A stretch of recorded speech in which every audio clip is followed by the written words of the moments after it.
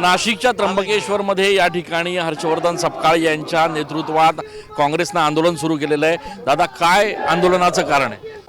मूळ म्हणजे LPG गॅसच्या अनुषंगानं जे 60 रुपयाची दरवाढ झालेली आहे ही अत्यंत चुकीची आहे। या LPGच्या संदर्भामध्ये जी सबसिडी होती ती बंद केली, अनेकांना सबसिडी सोडायला लावली आणि आता गॅस जो मोकळ्या खुल्या बाजारात जो केला आहे त्यामध्ये गॅसच्या किमतीच्या 60 रुपयांनी वाढला आहे। आम्ही याचा धिक्कार आणि निषेध करतो आणि यासोबतच सामान्य नागरिकांना एकीकडे आर्थिक भुर्दंड देत असताना दुसऱ्या बाजूला जी नियोजनाच्या अभावी जी मोठा त्रास जो जनतेला होता आहे याचा देखील आम्ही निषेध करतो। पण आता पर्याय काय आपल्याला समोर दिसतोय की आपल्याला काय सूचना द्याव्याशा वाटतात? ही गॅस जी दरवाढ आहे त्याचा आणि युद्धजन्य परिस्थितीचा काही संबंध नाही।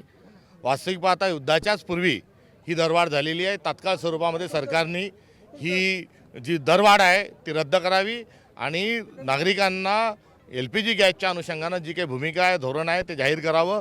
देशाचे पंतप्रधान हे बोलत नाही आहे। सिलेंडर जसं गायब झालेले तसे नरेंद्र पण गायब झालेले आहेत।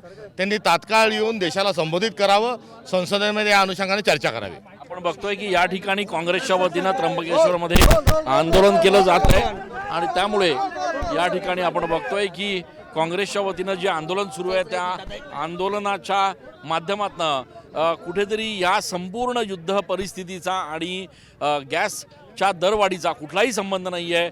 ज्या प्रकारे सिलेंडर गायब आहेत त्याच प्रकारे देशाचे पंतप्रधान गायब आहेत असा आरोप जो आहे तो हर्षवर्धन सपकाळ यांनी या ठिकाणी केलेला आहे। कॅमेरा पर्सन आकाश शेवले सह मी चंदन पूजाधिकारी, TV9 मराठी।